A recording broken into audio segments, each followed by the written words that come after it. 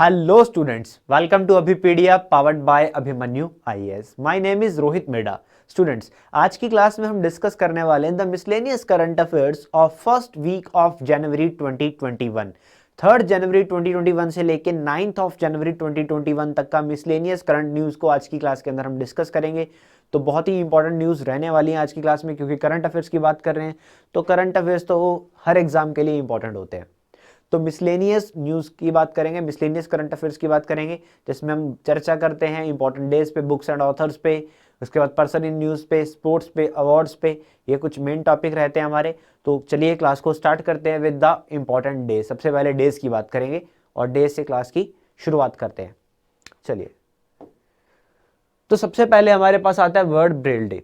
World Braille day, देखिए, world Braille day को organise किया जाता है 4 जनवरी को। 4 जनवरी को इसको ऑर्गेनाइज किया जाता है। 2019 में इसकी शुरुआत की गई थी। इस दिन की शुरुआत 2019 से शुरुआत किया गया था। 2019 में इसका अनाउंसमेंट हुआ था और फिर हमने 2020 में ऑर्गेनाइज किया। 2021 में हम इसको ऑर्गेनाइज कर रहे हैं, क्या, वर्ल्ड ब्रेल डे। अब वर्ल्ड ब्रेल डे हम क्यों ऑर्गेनाइज करते हैं, किस लिए ऑर्गेनाइज किया जाता है? तो देखिए, जो अंधे लोग होते हैं, विजुअली इम्पेयर्ड पीपल्स होते हैं, ठीक है, तो उनके पढ़ने लिखने के लिए ब्रेल एक माध्यम है। ब्रेल कोई लैंग्वेज नहीं है। Braille is not a language. Braille कोई लैंग्वेज नहीं है, ये एक माध्यम है, ठीक है, जिसके चलते हुए आप किसी भी भाषा को पढ़ सकते हो, ठीक है। डॉट्स के बेसिस के ऊपर लिखा जाता है इसको, और जो विजुअली इम्पेयर्ड पीपल्स होते हैं वो अपने हाथ के चलते हुए, ठीक है, हाथ से उसको समझ पाते हैं, चीज़ों को पढ़ पाते हैं, समझ पाते हैं, ठीक है, डॉट्स के सहारे। तो ये कोई लैंग्वेज नहीं है, it's a method. It's not a language, it's a method to read and write. तो बेसिकली इस दिन को ऑर्गेनाइज किया जाता है लुइस ब्रेल की मेमोरी में, ठीक है। उनको कोमेमोरेट करने के लिए हम इस दिन को ऑर्गेनाइज करते हैं, क्योंकि ये उनकी बर्थ एनिवर्सरी होती है लुइस ब्रेल की। एक फ्रेंच पर्सन थे, ठीक है, बहुत ही कम आयु में, जब ये काफ़ी छोटे थे, बचपन में ही इनकी आंखें चली गई थी। एक घटना के कारण इनकी आंखें चली गई। तो उसके बाद इन्होंने एक डॉट का माध्यम इन्वेंट किया, ठीक है। डॉट्स के चलते हुए इन्होंने समझना करना शुरुआत करी, और वो बहुत इजी मेथड था और जिसको आगे दुनिया ने फॉलो किया। तो ये ब्रेल लैंग्वेज के इन्वेंटर हैं लुइस ब्रेल, जिनके नाम पे ही ब्रेल, इनके नाम पे इस लैंग्वेज को इस मेथड को नेम दिया गया, नॉट अ लैंग्वेज, ठीक है। ये कोई लैंग्वेज नहीं है, it's a method to read and write by the and it is used by the visually impaired peoples। Clear? तो उनकी आपस कम्युनिकेशन के लिए, दूसरे पर्सन को समझाने के लिए या समझने के लिए, उसके बाद इट्स डॉट्स का प्रयोग हम करते हैं। विजुअली इम्पेयर्ड पीपल्स, और I can say blind peoples, ठीक है, जिनको दिखाई नहीं देता, जिनको कम दिखाई देता है, और जिनको बिल्कुल दिखाई नहीं देता, जो बिल्कुल अंधे होते हैं, ब्लाइंड पीपल्स। तो ये उनके लिए एक मेथड है रीड एंड राइट का, दैट इज ब्रेल। तो वर्ल्ड ब्रेल डे होता है 4 जनवरी को। 4 जनवरी को हम इसको ऑर्गेनाइज करते हैं दुनिया भर में। नेक्स्ट देखते हैं। नेक्स्ट हमारे पास है प्रवासी भारतीय दिवस। प्रवासी भारतीय, एनआरआई डे। एनआरआई डे भी हम इसको बोलते हैं। तो प्रवासी भारतीय दिवस को ऑर्गेनाइज किया जाता है 9 जनवरी को। तो सबसे पहले तो इस दिन को हम ऑर्गेनाइज क्यों करते हैं, ठीक है, किसकी मेमोरी में हम इस दिन को ऑर्गेनाइज करते हैं? तो इस दिन को हम ऑर्गेनाइज करते हैं महात्मा गांधी जी की मेमोरी में, क्योंकि महात्मा गांधी जी 1915 में महात्मा गांधी जी 9 जनवरी 1915 को महात्मा गांधी जी साउथ अफ्रीका से अपना लॉ प्रैक्टिस करके भारत लौटे थे। अब साउथ अफ्रीका में एक मूवमेंट वो चला के आए थे, ठीक है, राइट्स को लेके, और उसके बाद भारत में आके, ठीक है, भारत में आए एज ए एनआरआई, बाहर से आए, और भारत में आके भारत की आज़ादी के संग्राम को उन्होंने आगे बढ़ाया। तो उनकी मेमोरी में यहाँ पर भारत सरकार के द्वारा 9 जनवरी को ये दिन ऑर्गेनाइज किया जाता है, प्रवासी भारतीय दिवस। 2003 से लेके बेसिकली इस दिन की शुरुआत हुई थी, और 2003 से लेके 2015 तक तो इसको एनुअली ऑर्गेनाइज किया जाता था। 2003 से लेके 2015 तक तो हम इसको एनुअली ऑर्गेनाइज करते थे, यानी कि सालाना, हर साल ऑर्गेनाइज किया जाता था। 2015 से मोदी सरकार ने, भारत सरकार ने इसको बाई एनुअल इवेंट कर दिया, इसको बाई एनुअल इवेंट बना दिया, यानी कि 2 साल में एक बार ऑर्गेनाइज किया जाएगा, 2 साल में एक बार ऑर्गेनाइज किया जाएगा। तो अभी जैसे कि 2021 चल रहा है, तो 2021 में इसको ऑर्गेनाइज किया गया, इससे पहले इसको 2019 में ऑर्गेनाइज किया गया, 20 में नहीं किया गया, फिर 17 में किया गया था एंड 15 में किया गया था, क्योंकि 15 में मैंने आपको बताया कि 15 में इसको बाई एनुअल इवेंट अनाउंस कर दिया गया था, बाई एनुअल इवेंट अनाउंस कर दिया गया था 15, 17, 19, 21। तो इस बार हमारा 16th प्रवासी भारतीय दिवस हमने ऑर्गेनाइज किया 16वां, ठीक है। इस बार हमने 16th प्रवासी भारतीय दिवस ऑर्गेनाइज किया है, 16वां प्रवासी भारतीय दिवस। और इस प्रवासी भारतीय दिवस के चलते हुए हमारे प्रधानमंत्री नरेंद्र मोदी जी ने प्रवासी भारतीय दिवस की कन्वेंशन का इनॉग्रेशन भी किया, एंड जिसका थीम क्या था, जिसका थीम क्या था, कॉन्ट्रीब्यूटिंग टू आत्मनिर्भर भारत, कॉन्ट्रीब्यूटिंग टू आत्मनिर्भर भारत, कॉन्ट्रीब्यूटिंग टू आत्मनिर्भर भारत। अब आत्मनिर्भर भारत की हम बात करते हैं तो ये तो कब से, पिछले लगभग 1 साल से हम इसकी बात कर रहे हैं आत्मनिर्भर भारत की, कि आत्मनिर्भर भारत हमारा सपना है, आत्मनिर्भर भारत को सेल्फ डिपेंडेंट बनाना है, आत्मनिर्भर बनाना है, तो उसी के चलते हुए हम उसके ऊपर काम कर रहे हैं, आत्मनिर्भर भारत के ऊपर, आत्मनिर्भर भारत के ऊपर।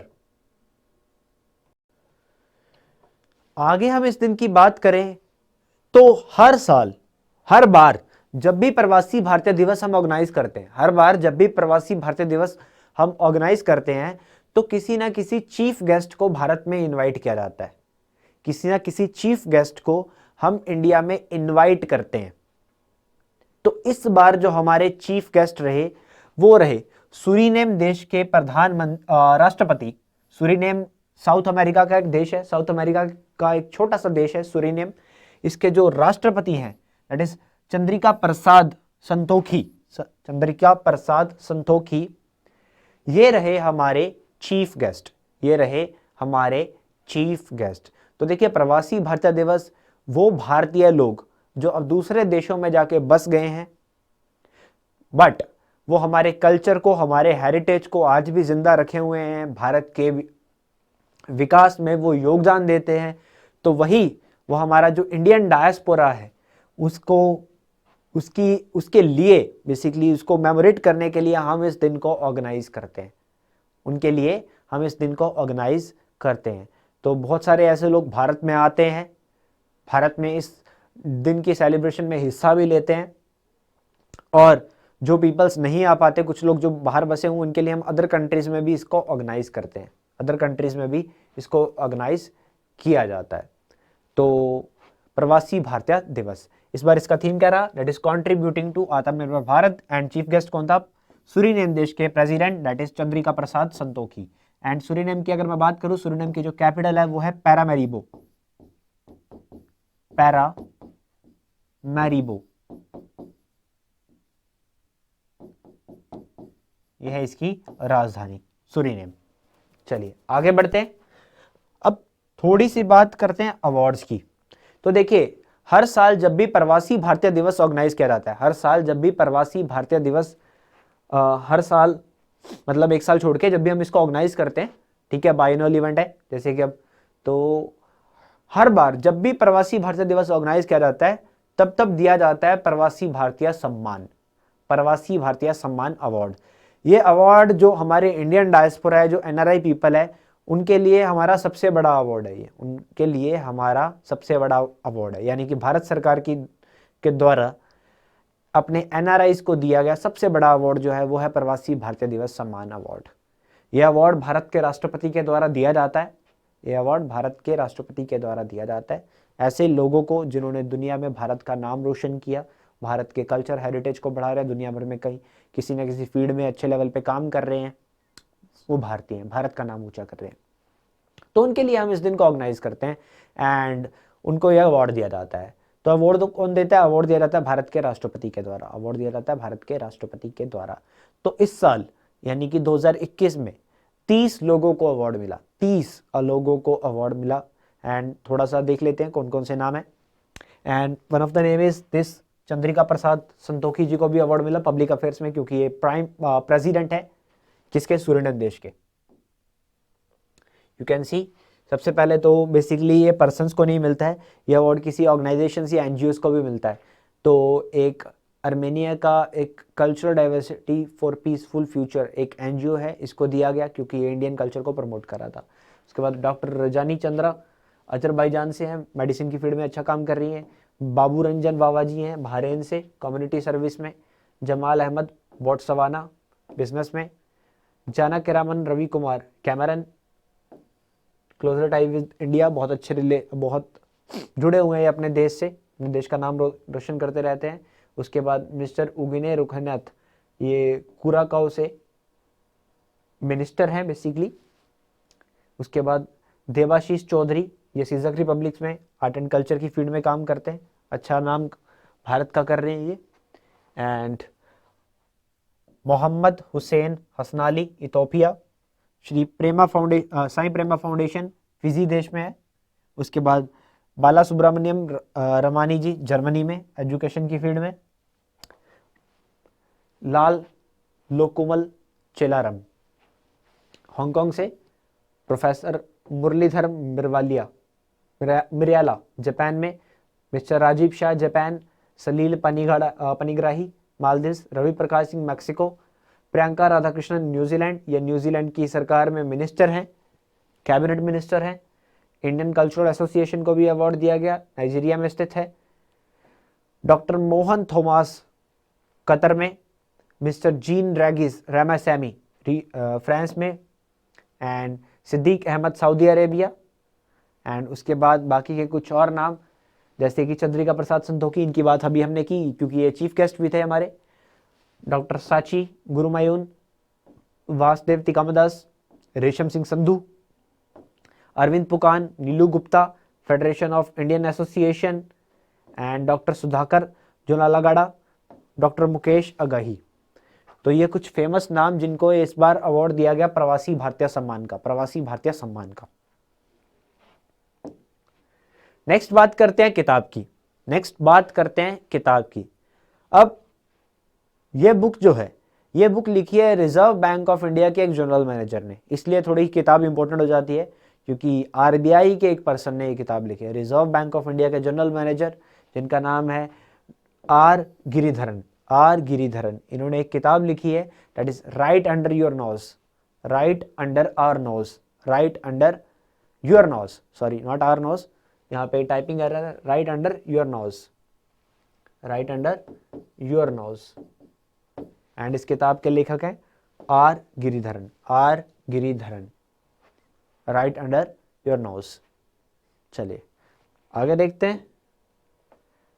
नेक्स्ट हमारे पास है मध्य प्रदेश की सरकार ने लॉन्च किया है लॉन्च पैड स्कीम यूथ की हेल्प करने के लिए। अब देखिए बहुत सारा यूथ ऐसा होता है, ठीक है, जो स्कूल से पढ़कर बच्चा बाहर निकलता है, आगे कॉलेज में पढ़ना चाहता है बट पैसे नहीं होते हैं, तो सरकार ऐसे लोगों को लॉन्च पैड स्कीम के चलते हुए छोटे मोटे बिजनेस ओपन करके देगी, जैसे स्टेशनरी की दुकान, फोटोकॉपी की दुकान, ठीक है, कॉफ़ी शॉप्स हो गया, ठीक है, कंप्यूटर टाइपिंग सिखाना हो गया, ऐसे छोटे मोटे काम सरकार यहाँ पे खोल के देगी। मध्य प्रदेश की सरकार, मध्य प्रदेश का जो प्रशासन है वो खोल के देगा, बच्चों की हेल्प करेगा।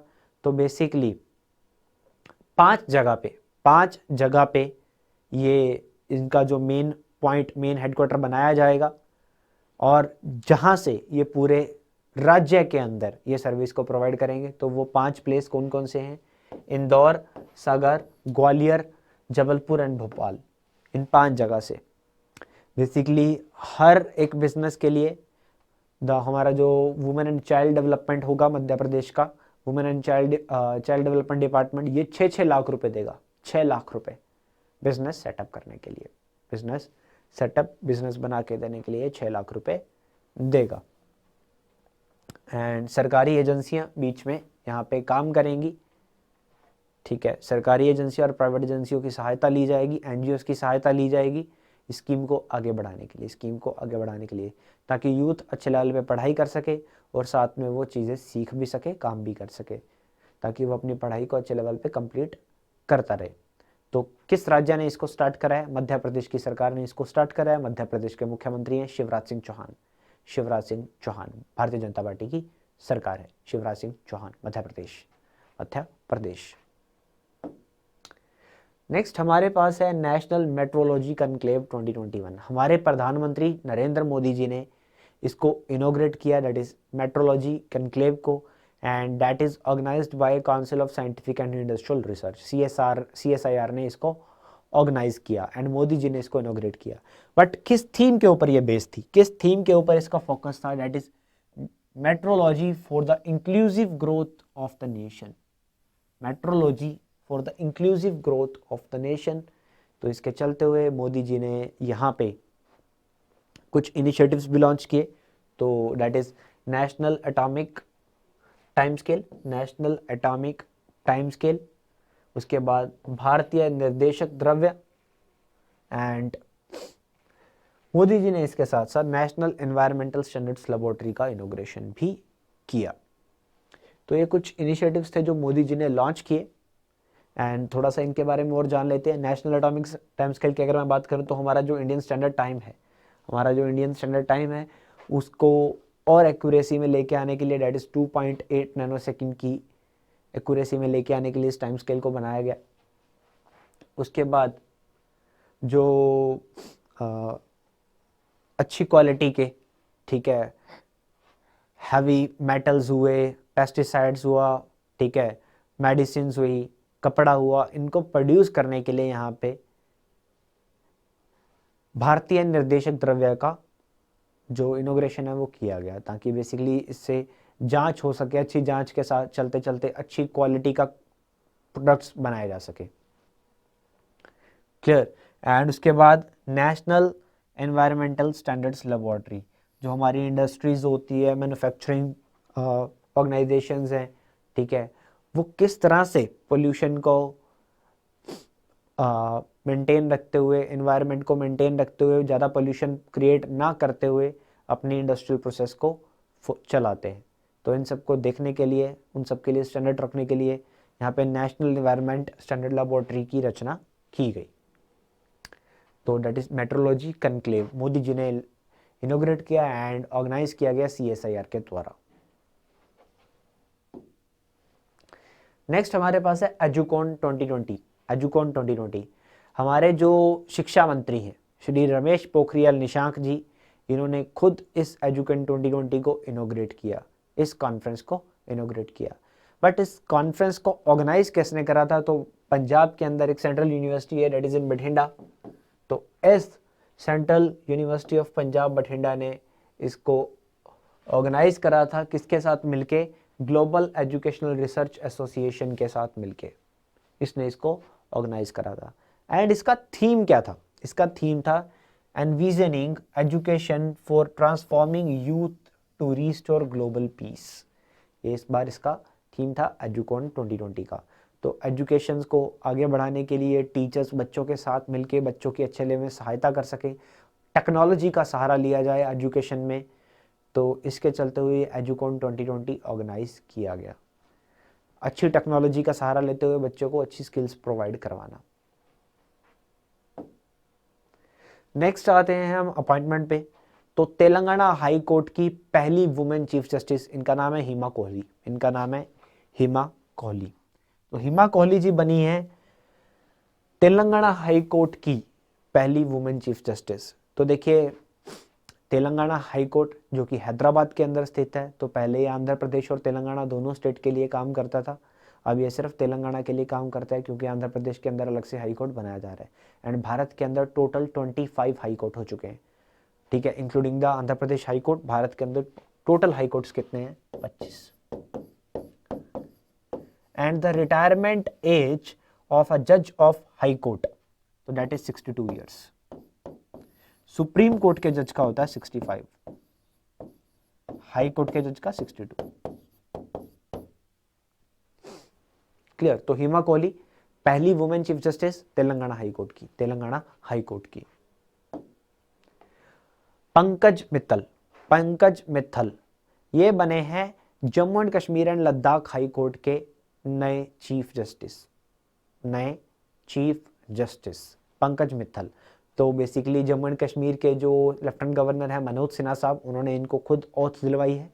तो दैट इज पंकज मित्तल, पंकज मित्तल।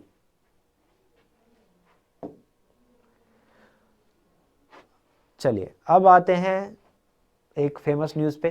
तो ब्लूमबर्ग बिलियनियर इंडेक्स के द्वारा बताया गया कि एलन मस्क, जो कि टेस्ला एंड स्पेसएक्स जैसी कंपनी के वन ऑफ द को फाउंडर एलन मस्क जी, अब ये बन गया दुनिया के सबसे अमीर व्यक्ति। दुनिया के जो सबसे अमीर व्यक्ति थे अमेजन कंपनी के सीईओ जेफ बेजोस, ये उनको क्रॉस करते हुए आगे बढ़ चुके हैं और अब एलन मस्क हैं दुनिया के सबसे अमीर व्यक्ति।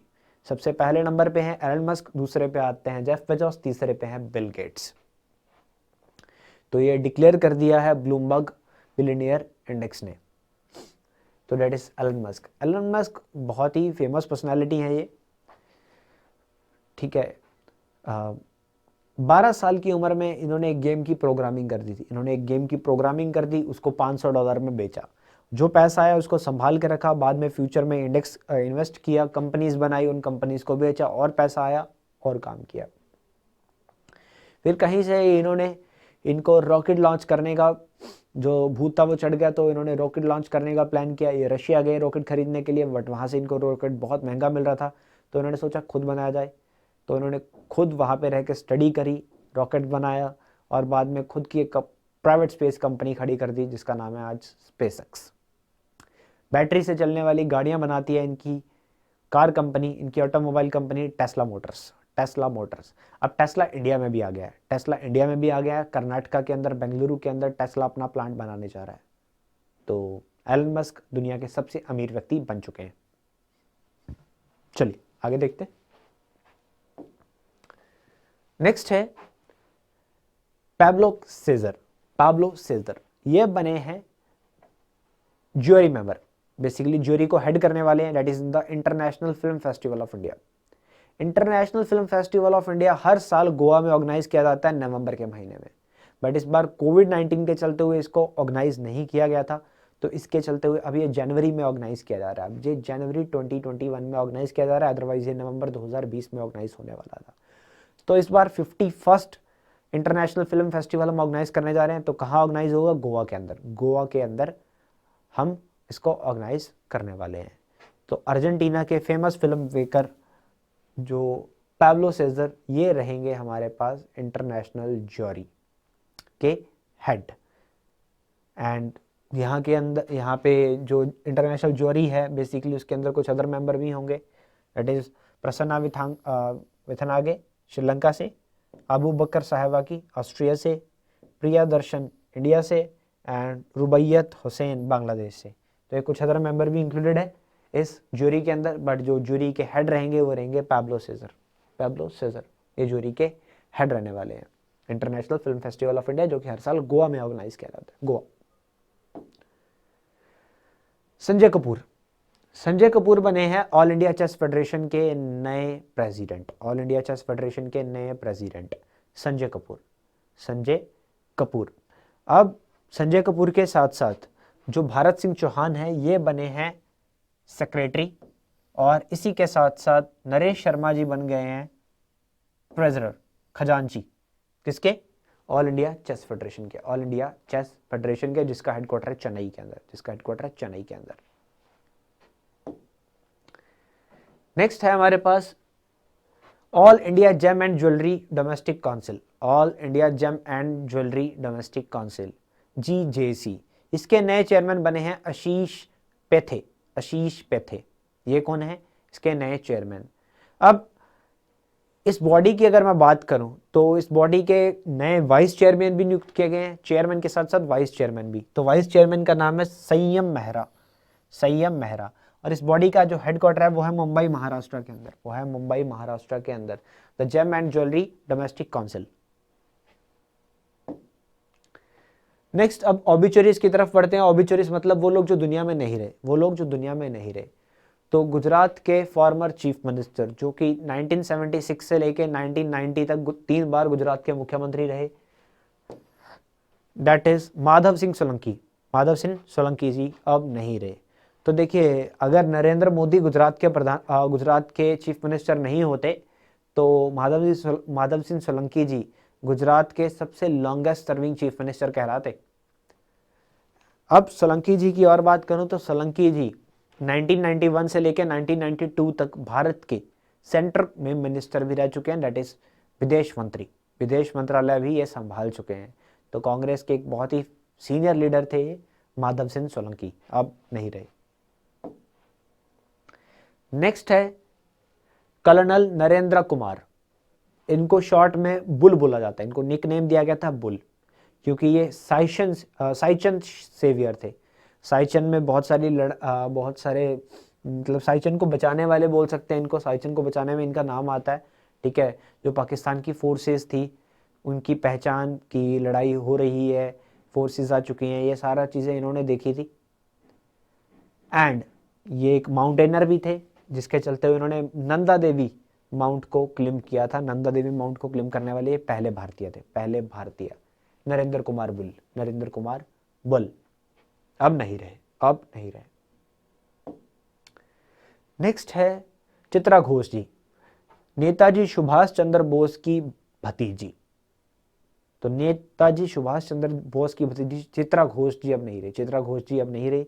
ये एक बहुत ही फेमस प्रोफेसर है कोलकाता के अंदर, तो अब इनका देहांत हो गया, अब इनका देहांत हो गया।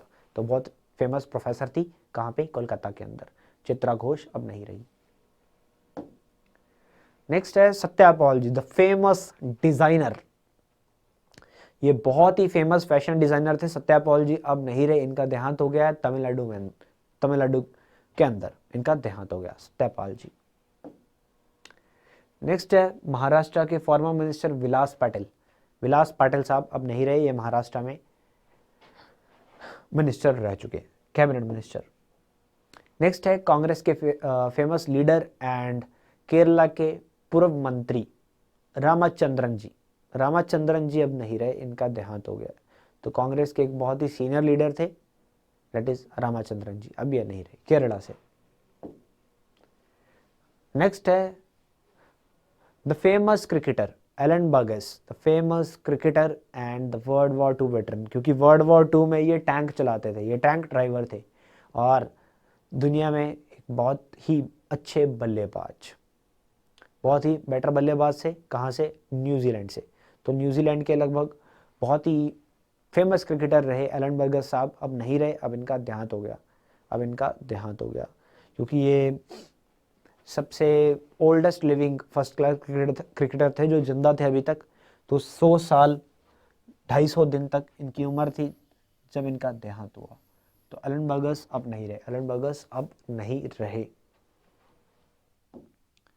तो बच्चों ये था हमारा miscellaneous current affairs of 3rd of January 2021 to 9th of January 2021। Class के अंदर अगर आपको कोई भी डाउट आता है, you can write in the comment section, आप कमेंट सेक्शन में लिख सकते हैं। क्लास का पीडीएफ आपको क्लास के नीचे डिस्क्रिप्शन में दिए गए लिंक में मिल जाएगा, एंड हमारे पोर्टल का लिंक भी आपको नीचे डिस्क्रिप्शन में मिल जाएगा। कृपया वहाँ जाइए, वहाँ पर क्लासेस के ऊपर MCQs भी होते हैं, वीकली MCQs, वीकली क्विज के नाम पे, आप उसको अटेंड कर सकते हो। वहाँ पे जानिए, अटेम्प्ट करिए और देखिए आपका स्कोर क्या रहता है। क्लास को देखने के बाद आपकी प्रैक्टिस के लिए एक बेटर चीज़ है। तो मिलते हैं अगली क्लासेस में। तो आज की क्लास को यहीं समाप्त करते हैं। Thank you so much, have a nice day.